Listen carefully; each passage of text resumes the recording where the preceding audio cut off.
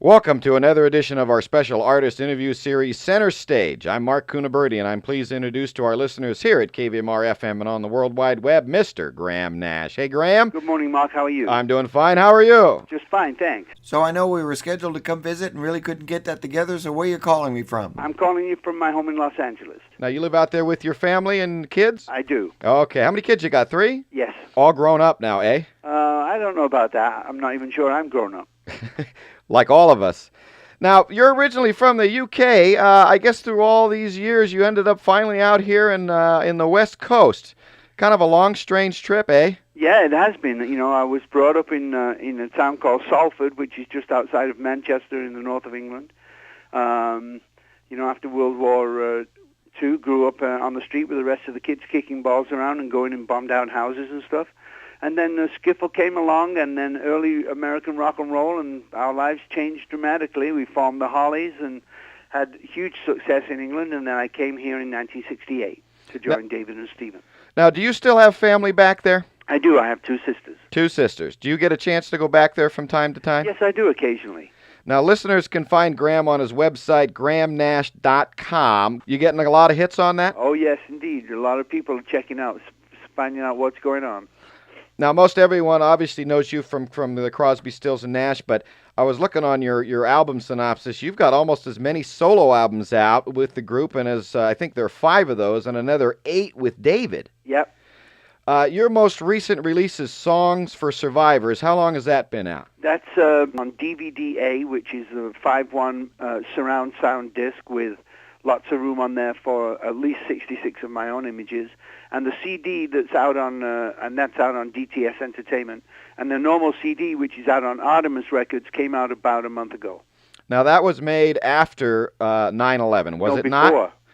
Oh, the Song for Survivors was made before 9/11? Oh, yeah. Okay. How does that differ much from your other solo releases? No, but what 9/11 did was bring it more into focus, I think, Marc. You know, it is a song about love and about self-worth and about loss of friends and about experiences that I've been through. And 911 kind of brought it all into focus, that I am, concentrating more on my wife and my family and my friends. Sure. Yeah, 9/11 was really something, wasn't it? Yeah, I'm afraid so. Absolute madness. Now, all through the time that you've been with Crosby, Stills, and Nash, you've been putting out solo albums and a handful or so, like I mentioned with David. Is there anything in particular that drives you to put out the solo albums that maybe wasn't being fulfilled in the group? Yeah, I think it's just general writing ability. You know, when you're in a band with 3 or 4 strong writers, you only get a couple, maybe 3 songs per album if you're lucky. But of course, we all write faster than that. And what do you do when you've got 16, 18 songs all nibbling at the inside of your brain waiting to get out because they're finished? You're currently touring solo right now? Yeah. And towards the end of the tour, around the beginning of October, we'll be in your area. And where in this area? Let me see. We're going to be at Henderson, which is just outside Nevada, I think. Sure. And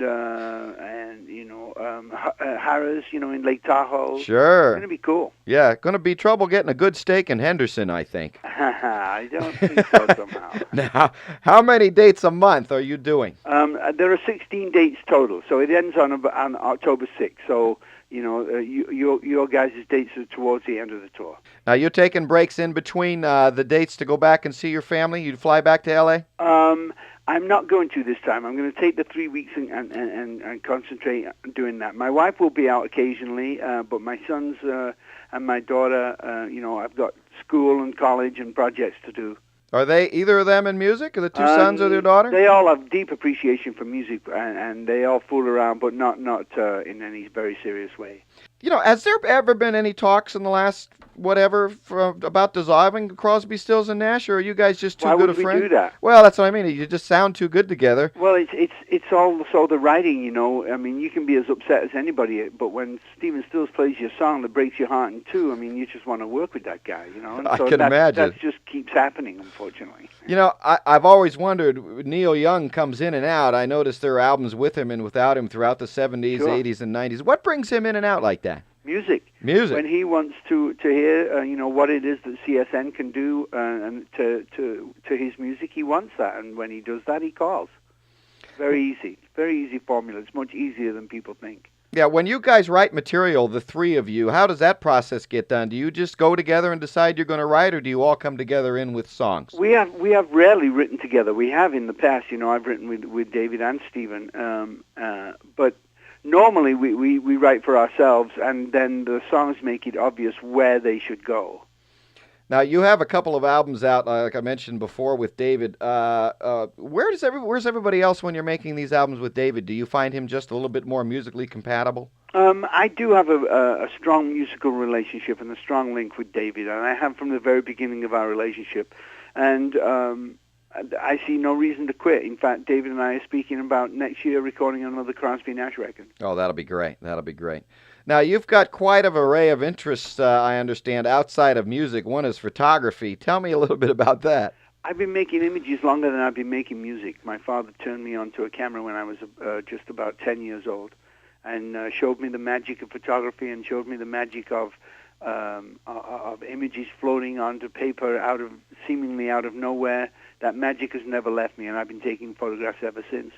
And I have a book coming out in the spring called From Eye to Eye, which is a book of about 145 of my pictures, culled down from many, many, many thousands of shots. But before that, we have a book coming out that's going to come out for Christmas called For the Record.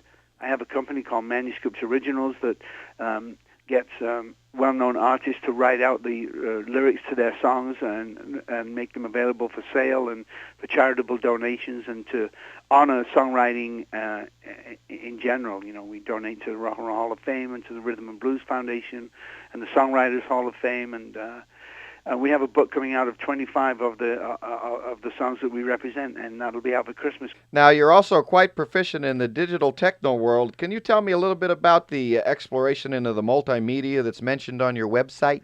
Yeah, I've done several. About 8 years ago, I did a most amazing series of 6 shows in Philadelphia at the Annenberg Theater there on the University of Pennsylvania, when with a large screen and huge computers and fiber optic networks and virtual people talking to me on stage, and a general story of my life that combined songs and talking and my life experience, and that was quite something. That was called Life Size.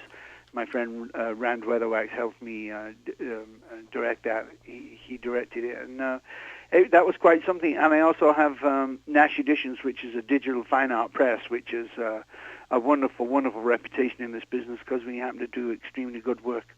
Boy, the busier you are, the busier you get, eh? Well, it's just, Change in the music industry over the last 30 years or so. Oh, of course. Enormous change on many fronts, from a technical point of view and from a musical point of view. But it is quite amusing to see, the chain of events as it all unfolds. It's going to be interesting to see where it all goes in 50 years.